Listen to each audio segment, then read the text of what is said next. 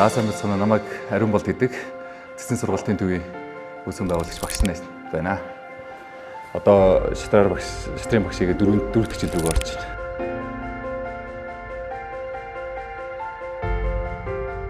Миний хувьд шатар гэдэг бол одоо шийдвэр гаргах лаборатори юм шүү гэж би хүүхдэд бас нэг хэлмээр байдаг байхгүй юу? Шийдвэр гаргах лаборатори. Энд чинь бүх төрлийн шийдвэрүүдийг одоо гаргаж туршиж үзэж штэ тийм ээ. Ямар шийдвэр, ямар үр дүнд авчир хүргэдэг юм бэ гэдгийг хүүхдүүд энэ жижигхэн эрээ хуулийн ард 9 шидээр нь туршаад үзчихдэг. Явандаа амьдрал дээр тэр шиг хэрэг болно шүү дээ. Ийм үйл хийвэл надад ийм сөрөг нөлөө ирнэ шүү. Ийм үйл хийвэл надад ийм үр дагавартай шүү, ийм сайн үр дагавартай шүү гэдгийг хүүхдүүд сайн ойлгодог болж эхэлдэг.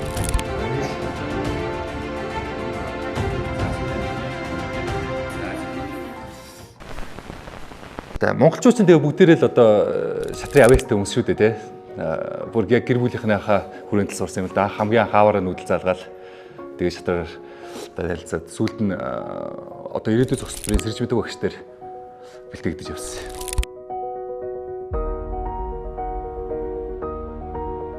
Тэнцээ уралдаанд ордог болсон цагаас хойш дөрвөлээл ямарсан шатрын бүр мэрэгжлийн тамирчин болохыг бүр багаас өсдөг байсан. Гэхдээ хажуугаар нь орчуулгын ажлаа хийж явж байгаад тэгээ шууд багшлах зам руугаа орсон л да. Тэр нь бол сургуулийнхаа авраг болоод сүүлдээ тэр дүүрэгтэй шалгараад тэгээд хамгийн анх Кыргызстан 7 улсын авраг шалгарах тэмцээнд орж ирсэн надад хамгийн том амжилт байхгүй. Тэгээд тэр үедээ бол яг энэ чиглэлээрээ яваад том тамирчин болохыг бас хүсдэг байсан л да. Тэгээд жоохон стресний замлаараа бол яваагүй. Шатар гэдэг чинь миний мэрэгжил сонголтод маш их нөлөөсөн л дээ. Ер нь бол тий өөрөө шийдвэр гаргах чадварт их нөлөөлдөг спорт болохоор за яг ямар мэрэгжилтэй хүн болох вэ? Надад юу илүү зохих уу гэдгээ харин шатрын тусламжтайгаар илүү олж авсан. Ер нь бол тэгээд би ямар ч байсан нэг юм бодохдоо арай дээр хүн юм шиг байна тий. Тэгвэл нэг IT чиглэлээрээ сурчээ гэдэг. Ер нь бол IT-ийн мэрэгжилтэд төгсөж ирсэн. Орчуулагч их явцдаа би бас нэг англиараа бас ганц хоёр хүнд ингэж юу яд байсан. Би даасан англи хэл заадаг байсан байхгүй юу? За тэрийгээс үлдээ кабинетийн зарчмаар буюу олон хүүхдэд заадаг болж байгаад хажуугаар нь бас нэг орчуулагч болохоор шатрын ном энэ төр орчуулад тэгээд шатрын ном орчуулсан номоо одоо тэр хөтөлбөрийнхаа дагуу одоо бас шатар заагаад эхэлсэн.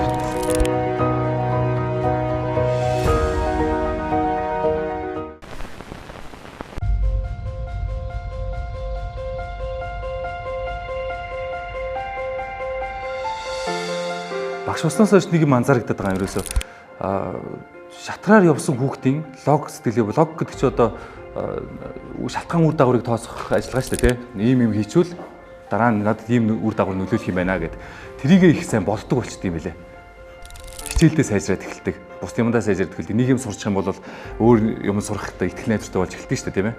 Тэр нь даваа тал болоод байгаа. Надад хүүхдүүдээ өгдөг эцэг эхчүүдийн хамгийн түрүүнд хэлдэг үг нь юу гэдэг ерөөсөө манай хүүхдийг нэг суулгаад өгөөч гэж хэлдэг байхгүй юу? Нэг ерөөсөө сууж тогтож сууж чадахгүй байна. Манай хүүхдийг нэг 5 минут суулгадаг болоод өгөөч гэд ихэндээ орж ирдээ. Тэгээс дуртай болчоор угаасаа дохноос суугаад сурчдаг л да. Яагаад гэхээр тэр хүн хинч хожих дурггүй шүү дээ тийм ээ. Хожих хүсэлтэй байдаг. Тийм болохоор энэ ч одоо сайн бодож ийж хождог гэдгийг мэддэг болчдөг болохоор шатрын хөлийн ард сууж агаад би энэ дүрснүүдийг яаж хөдлөх вэ гэдэг маш сайн бодоод эхэндээ нэг шатрын орд 2 минут суугаад босоод явчихдаг байсан хүүхдүүд чинь явандаа 5 минут суудаг болно. Явандаа 10 минут суудаг болно. Тэгээ бүтэн 30 минутын хугацаанд шууд сурчдаг байхгүй юу ер нь бол.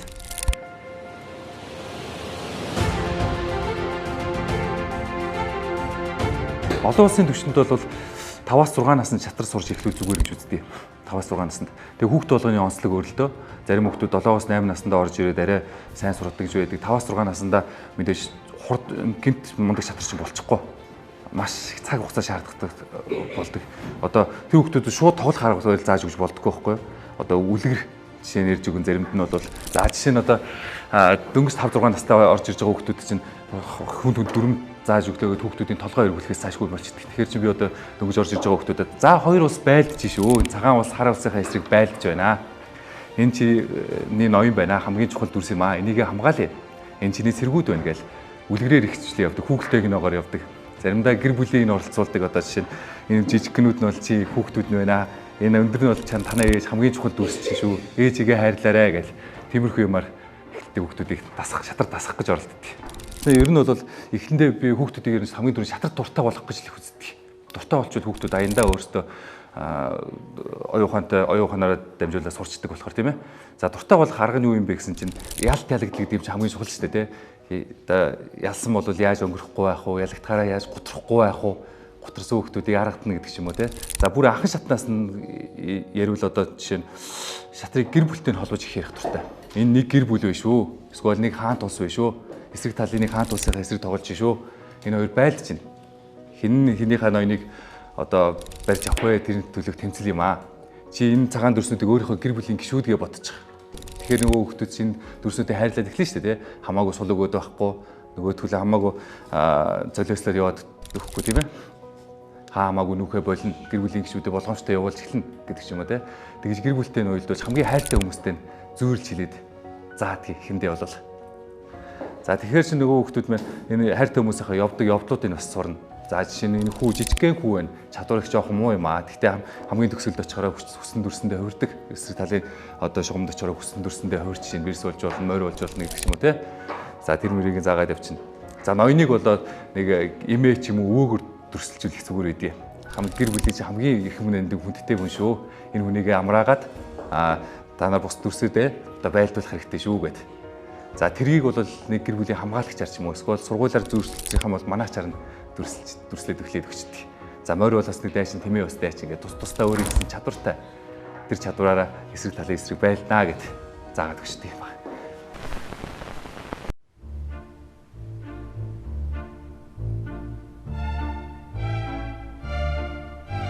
Шатрын тууж гэдэг нэг Монголд орчуулсан нэг алдартай ном байдаг л да, Стивен Zweig-ийн ном. Тэрэн дээр нэг гоё үг гардаг. Шатрыг тоглоом гэж хэлэх нь нэр зүсрийн дэндүү гутаасан ирэг биш үү гэдэг. Шатар бол зүгээр нэг энгийн тоглоом биш. Оюун ухаан гэж спорт гэж хүүхдүүдийг их дуртай л да. За шатар сайн тоглож сурснараа нэгдүгээрт хүүхдийн оюуны чадвар маш сайн өсдөг. Сэтгэн бодох чадвар нь илт мэдгэж байгаа нь ил сайжирж байгаа нь ер нь мэдэгддэг. Тооны хичээлдээ илүү сайжраад эхэлдэг. Хэлний хичээл дээр үг тогтоох чадвар нь нэлээд сайжраад эхэлдэг гэдэг ч юм уу те. Тэгээд дээрэс нэг юм сурцсан хүүхд чинь өөр юм бас сурах урам зоригтой болж эхэлж байгаа байхгүй юу. За би шатраа гэдэг нэг юм мэдчихлээ. Энэгээр бас нэг хүн хойжоо сурчлаа. Тэгвэл би дахиад нэг өөр юм сурч чадах юм байна гэсэн өөртөө итгэлтэй болоод эхэлдэг. Тэгэхээр сургууль дээр очиод яадаг вэ гэхээр бус хичээлүүд дээр маш сайн үр дүн үзүүлээд эхэлж байгаа нь харагддаг юм байна. Манай одоо жишээ нь би яг сургуулийн хажууд одоо дугуулга ажилладаг л да. Манай улсын сургуулийн багш нар бас хэлдэг шүү дээ. Танаа энэ сургалтын зоодог манай хүүхд минь одоо хичээлдээ жаахан таарахгүй байсан чинь шатар сураад гэсэн чинь бус хичээлдээ бас дагаа сайжраад эхэлчихлээ шүү дээ. Гэт нилээд багш нараас бас сонсч ирсэн би. Хүүхдүүд яагаад нөө нэг 10 жилийнхаа хичээлдээ жаахан таарахгүй байна вэ гэхээр доктортой нэг багшийн үгийг 10 минут сонсч чаддгүй байгаад байдаг байхгүй. Багш юм хэлээд байдаг чихний хажуугаар өнгөрөг өсдөг. Тэгэл босч явмаар санагдаад байдаг. Скул хажуудлахын хүүхдтэй марзанах гад эхэлчихдэг гэх юм уу те. Өөр юм хийгээд эхэлчихдэг. Харин шатар сураад тоглоо сурцсан хүүхд бол нэг хичээлийн 40 минут бол өөсөө нэг тийм зовлонтой цаг бол биш. Дорхноо өнгөрчдөг цаг болоод хөрчдөг. Тэр цаг дээр бүрэн төвлөрөө сурчдаг. Тэр нь бус хичээлд тэгвэл их сайхан нэмэртэй болоод өгчдөг.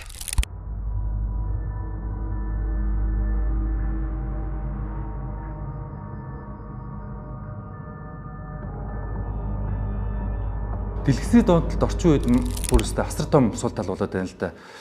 Хүүхдүүдийн одоо бас нэг сурах хүмүүжих ёс нэг асар том тээг болоод яваад байгаа. Гэхдээ би болохоор хувьдаа энэ IT технологич юм уу эсвэл AI н одоо хэмэл оюун ухааныг бол улан зөөр их хүлээж авахыг хичээдэг байхгүй юу? Хүндрэлтний одоо амьдралд бол маш том дэмжлэг болж өгж байгаа шүү дээ энэ AI гэдэг юм чинь те. Эсвэл энэ гар ус гэдэг юм чинь. Энийг харин манай хүүхдүүд жоохон буруугаар ашиглаад идэв. Шатрын сургалтанд сурснараа ядаж тэр утсан дээрээ шатрын аппликейшн суулгаад утсаа зөв зөвхөстэй ашиглах боломжтой болж эхэлж байгаа. Би бол хүүхдүүдэд аль болох тийм технологи хэрэглэхийг харин зөвлөдөг. Технологи буруугаар биш, зөвөр ашиглаад өгөөч гэд. Утсан дээр одоо хүүхд плаж одоо хувцлаад идэж гүнж хувцалтай плажаар хувцалдаг шүү тийм үү. Эсвэл хүүхдүүдэд бие биенээ бууддаг тоглоом тоглохын оронд шатраа тоглож болж байна. Шатрын бодлого бодож болж байна. Тэр талаас нь илүү ашиглахыг зөвлөдөг. Ор тас бас одоо тэр гар утас муцс ч юм уу хориглоод тавьчих болохгүй л дээ. Угаасаа бид нар хориглох аргагүй болчиход байна. Дэлхийн нийтээр одоо гар утас салах аргагүй болчлаа шүү дээ. Харин яаж зөв зөвхөстэй ашиглах вэ гэдэг нь илүү чухал болоод байгаа. Шатраа бол энэ дээр бас том үүрэг гүйцэтгэж байгаа гэж бодож байгаа шүү дээ. Над дээр бас эцэг эхчүүд чинь манай хүүхдийг утаснаас түр зүр холдуулаад өгөөч гэж хавчирдаг. Гэртээ ерөөс утаснаас өөр юм харахаа болчлаа. Гудамжаар явж байхдаа уцаар хараа суучих. Тэгээ уцаараа үзэж байгаа юм нэг хэдэн фэйсбүүкийн бичлэг байна. Дээрэс нь тоглоом одоо бууддаг ч юм уу тиймэрхүү тоглоом тоглоо суучлаа. Миний хүүхдийг өөр юм хийлгээд өгөөч нэг шатар тоглуулад өгөөч гэж авчирдаг байхгүй юу. За мэдээж би энэ сургалтын дээр энэ жинхэнэ хөлөг дээр шатар тоглуулна. Гэрийн нөхцөл тарин яах вэ гэхээр тоглох хүн байхгүй болвол утсан дээр тоглож болж байна, компьютер дээр тоглож болж байна. Тэрийг нь харин эцэг нь дэмжиж өгөөч гэж хүсдэг. Одоо ч бас орчин үед чинь эцэг эхчүүд чинь бас хүүхдүүдтэйг байнга бас хамт тоглоод байх боломжгүй болчихлоо л да тий. Яагаад гэртээ харангуудаа хамт шатар тоглоод байх гэсэн эцэг эхчүүд нь завгүй гэдэг байхгүй юу. Тийм боломж алга оройтой ирдэг, ирээл унтах цаг болчдөг. Тэгсэн чинь хүүхдүүд нь гэртээ дургуулан дээр буцаж үрж ирэхтэй бэлтгэлийн гэж амжаагүй гэж ороод ирдэг. Яагаад вэ гэсэн чинь ээж аваар завгүй байсан гэдэг. Тэгээд завгүй байгаа юм бол мэдээж нээ ашиглаад буюу утсан дээр ихтэй гар усны инженеруудыг ашиглаад тоглоод байвал илүү үр дүнтэй. Тэгвэл уцаа тэр чинь үр бүтээлтэй ашиглаад эхэлж штэ тийм ээ. Тэр аль болох үр бүтээлтэй талаас нь ашиглахыг бол хүүхдүүдэд дэмждэг юм бол.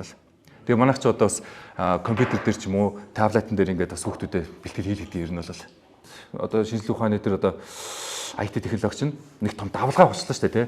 Одоо цэвэр агаар юм да. Уул нь бол цэвэр агаар ихгүй юу? Хүндрэлтний амьдралд асар их хэрэг болж байгаа цэвэр агаар. Тэ тэгсэн чинь тэрийг чинь бас буруугаар ашиглаад байдаг. Цонхоо тэр цэвэр агаарыг оруулах гэж цонхоо онгойлгосон чинь хажуугаар нь шумуул орж ирээд байгаа шинэ хүн боддог тоглоомод болж хүрээд. Тэрийг тэгвэл яаж тэр агаар цэвэр агаараа зөв зөвхөстэй ашиглах вэ гэдэг нь тэр чухал байгаа.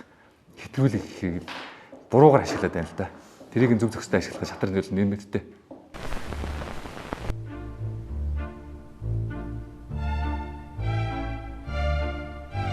Тийм зарим эцэг эхчүүд яхаарахгүй тэгээд багш 100% багштай харахад орхичдаг л доо. Гэхдээ энэ чинь сургалтын цаг гэдэг чинь тийм урт цаг биш шүү дээ. Ер нь бол богино цагт орно. Мэргэжлийн шатар чинь болоход ч юм уу эсвэл шатартаа сайжрахад сургалтын цаг бол хангалттай. Заавал нэмэлт бэлтгэж шаардлагатай. Тэр нь гэртээ бэлтэж болно. Эцэг эхчүүдээс би нэг хүсэх юм байгаад идэв. Хүүхдүүдийн сонирхлыг хөгжүүлэхийн тулд нөгөө хүүхдэд орой эрэхт нь ядаж өдөртөө юу сурсан бэ гэдэг нь ядаж нэг лавлцдаг байгаасаа гэж би хүсдэг байхгүй. Өнөөдөр ямар шатрын арга сурваа, ямар нүүдэл сурав, ямар гараа сурав. Тэр болгоноор энэ асуугаад болно хөвшчүүлэх зүгээр гэдэг. Би эцэгчүүдээс тэрийг л байнга бас хүсдэг байхгүй. За хүүхдээ өнөөдөртөө юу сурсныг яриад өгөөч. Хүүхд чи бас ярьж өгж явахдаа өөрийнхөө мэдлэгийг бас баталгааж болдог шүү дээ. Сураад хүүхдийн сэтгэл санаа ч их докторгүй байгаад гэдэг юм аа. Бас дорхноо мартчихдаг. Өдөртөө сурсан юм дараагийн жил ирэхдээ мартчихдаг байгаад байдаг байхгүй. Харин гэрийнхэндээ очиж тайлбарж өгснөөрөө тэрийг бас мартахгүй. Улам сайн толгоонд шигээгээд ирнэ. Ер нь гэр бүлийнхээ дэмжиж явж байгаа хүүхдүүд шатартаа илүү хурцтай сайжирдаг шүү. Тэгээ дэмжлэг нь юу вэ гэхээр зүгээр л учир зүггүй байнга тоглоод байх биш юм аа гэхэд яаж өдөртөө юу сурсан бэ гэдгийг нэг шалгацдаг байвал их зүгээр байдаг. Тэгээ хүүхдээ өөрхөн дэмжиж ядаж дороо ижнийг удаа тоглолцдог шүү тийм үү те. Бас нэг хичээл шүү дээ энэ чинь бол шатрын хичээл. Энэ хичээлийг нь дэмжиж гэрийн даалгавар хийлгдэг шиг. Шатрын гэрийн даалгавар чинь бол гэртээ ирээд нэг тоглол авахгүй да ер нь бол тийм ээ.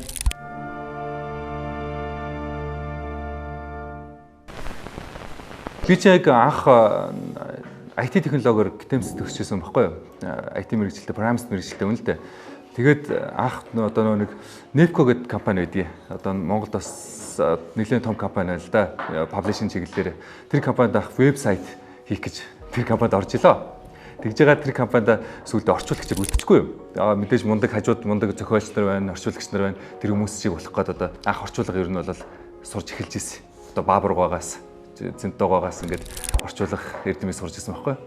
Тэгээд орчуулгын нэг дөрийг тэнд нэг 10 жил авсан юм аа би. 10 жил за аваад. Тэгээд анхны ном маань одоо M-Squares гэдэг нэртэйгээр гарч ирсэн. Уран зохиолын ном гаргаж ирсэн. Сүүлдээ хүүхдүүд зориулаад багцуудын анхны том ном ингээд нэг 4 цуврал ном энтергээ гаргаа явуулжсэн байхгүй. Тэгээ ном гаргах чинь сайхан штэ. Маш том юмны ард гарцсан юм шиг л бид үзэж байгаа юм чинь. Нэг том гүнзгий амьсгаа авч байгаа юм шиг ном гаргаж дуусны дараа нэг ном орчуулах чинь ойролцоогоор нэг жилийн хөдөлмөр өгдөг. Яг би жоохон удаан орчуулдаг байх л да. Тэгтэл их цаг маань буцаж засахтаа зөрчүүлдэг байхгүй.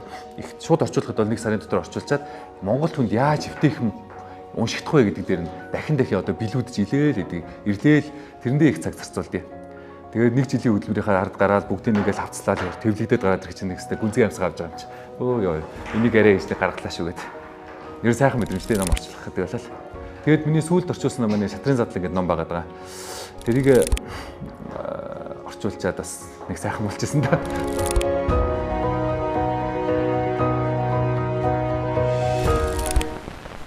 Тэр одоо хэд их мэдээллийн урсгал дунд амьдарч байна л да. Бүр дэндцэн их мэдээллийн дунд амьдарч байна. Энчнээсээ сайныг нь аваад мууг нь хайжих нэг тийм чадвартай болмоор байгаа байхгүй юу? Тэрэнд мэдээж шатрын их сайн туслана. Сайн үдлийг сонгоод мууг нь орхидог тийм зан чинь одоо шатрын дээр сурсан зам байна. Бас мэдээж амьдрал дээр хэрэгүүлнэ. Тэгэхэд их мэдээлэл дундаасаа сайн мэдээллийн түүгээд ирж хэр чинь сошиалын хар бараанаас угаасаа бид нар холтчихж байгаа байхгүй юу? Дан гэрэлтэнүүдийн ч юм уу эсвэл хүн хэрэгтэйг нь өөрөөсөө сонгож аваад сурчин шатраараа дамжуулаад. Тэгээ хүн хэрэгтэй мэдээлэл гэж юу юм бэ гэж. Орчин үед бид нар жишээ нь англи хэл сурахгүйгээр цаашаа бодлоо. Явахааргүй болж байна л да ер нь. Сошиал контентуудаас хэлтэй холбоотой яг нь түүж үздэг бай. Бас хувийн хөгжилтэй холбоотой мэдээллүүдийг түүж үздэг бай. Энэ мэдээллүүдийг сонгох чадвар чинь шатрын тусалж байгаа. За тэгээд орчин үеийн хүүхдүүд би нэг байгаль захимаар санагдаад яаж байгаа л хэлтэй л болчих. Тэгээд би ер нь шатрын сургалт бол англи хэлний сургалтыг нээсэн шалтгаан нь ер нь тэр л дээ. Одоо би чинь хүүхдүүдийн боловсролд бошоо санаа зовоод ит юм аа. Жохоо орхитоод байгаа юм ажиглагдж л байд юмс. Боловсролыг хүртээмж жоохон таар байгаа да нэг анги 50% сурдаг ч байд юм те. Боловсрол хаягдах гад идэв.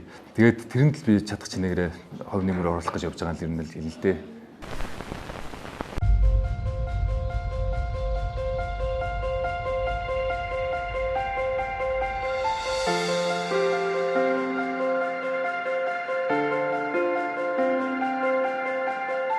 Яг дэлхийн нийтдийг төгснөнийг ойлголт байна л да. Монголчууд багийн спортод жаахан таарав.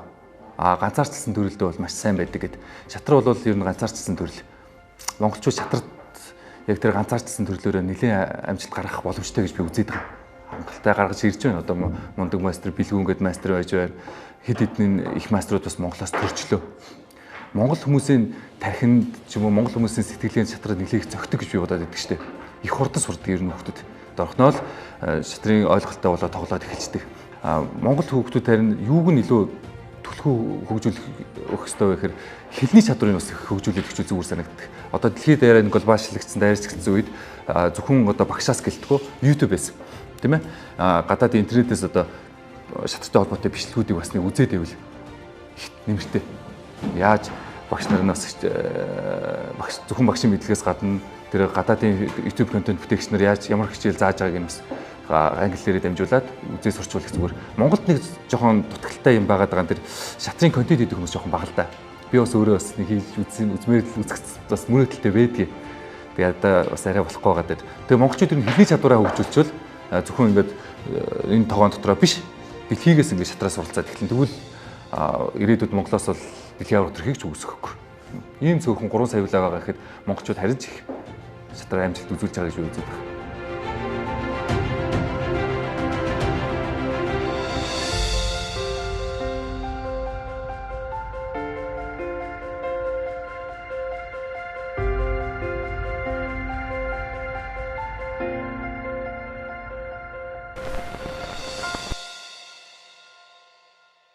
Man.